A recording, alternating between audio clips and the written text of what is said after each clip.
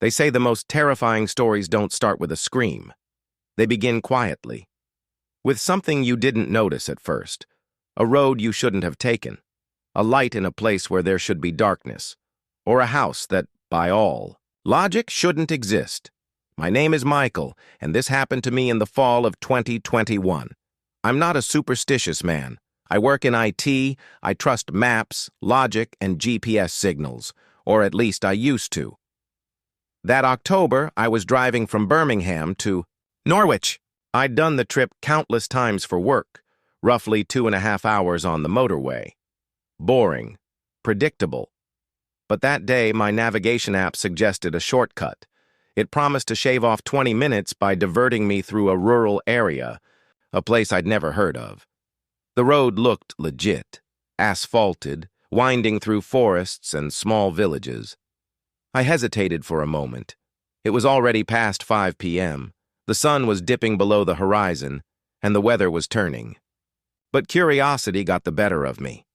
I tapped accept and turned off the main road.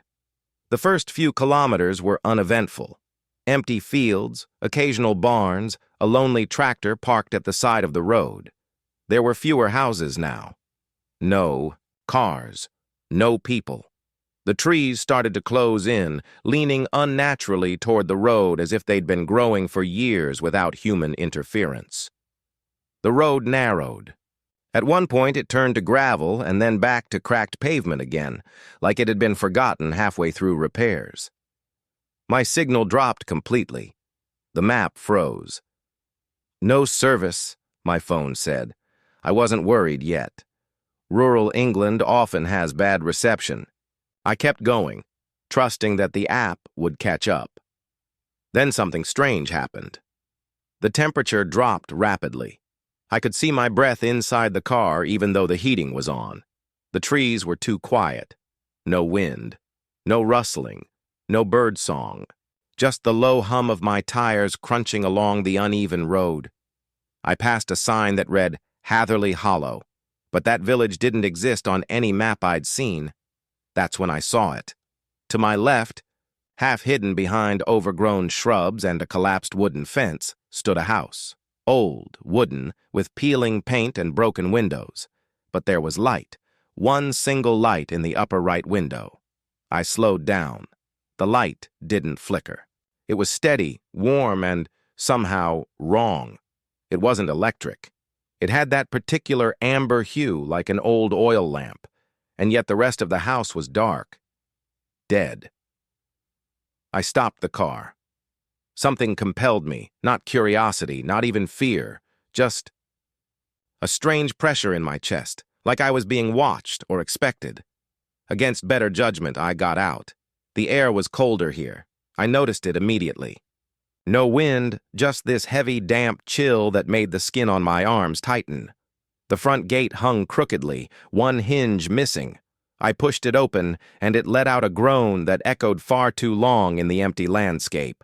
Grass grew up to my knees. No path, no signs of life. As I approached the door, I noticed something strange. The house looked inconsistent. The top half looked older than the bottom. The windows didn't align. The wood on one side was burned, but there was no sign of a fire. I put my hand on the door. It wasn't locked. Inside, it smelled of mold and something else. Something faintly sweet and rotting. The hallway was narrow, wallpaper peeling like skin. There were old photos on the walls, but the faces had been scratched out. Not faded, scratched. Deliberately, I called out. Hello? Nothing. I should have left then. I should have turned around and driven off. But I heard something upstairs. A creaking, a footstep. Not heavy, not loud, just enough to let me know I was no longer alone. The light was coming from the upstairs room. I climbed the stairs slowly. Each step creaked under my weight, but otherwise the house was silent. No insects, no wind, nothing. At the top of the stairs, the door to the lit room was slightly ajar. I pushed it open. There was no lamp, no candle, no bulb, just an empty room, and yet it was lit. The entire room glowed faintly, as if sunlight were pouring through invisible windows. There was a chair in the center, facing the corner, and what looked like a child's drawing on the floor, scrawled in red crayon. I bent down to look at it. It was me. Not someone like me. Me. My car. My face. My clothes. Even the bandage on my left hand from a recent kitchen accident. The drawing was crude but unmistakable. I stood up, heart pounding. That's when I heard the door slam behind me. I rushed to open it, but it was stuck. The handle wouldn't budge. I kicked it once, twice, and it finally gave way. The hallway was no longer the same. The wallpaper was gone. The walls were bare wood. The stairs were missing. Where I had walked moments ago, there was now only a sheer drop into darkness. The photos were gone. Everything smelled stronger now, like decay mixed with iron. I backed into the room again. The chair was gone. In its place, there was now a trap door. I don't know why, but I opened it. Beneath was a narrow, spiraling staircase descending into blackness. And something was coming up. Not fast, not loud, just dragging. I slammed the trap door and backed away. Then from the wall I saw a shape. No, a reflection. A mirror, maybe. Except it didn't show me. It showed the room behind me. Only in the reflection someone was standing there. Tall, motionless, no face. When I turned around, there was nothing. I don't remember how I got out. I really don't. The next thing I knew, I was back in my car, engine running, headlights on.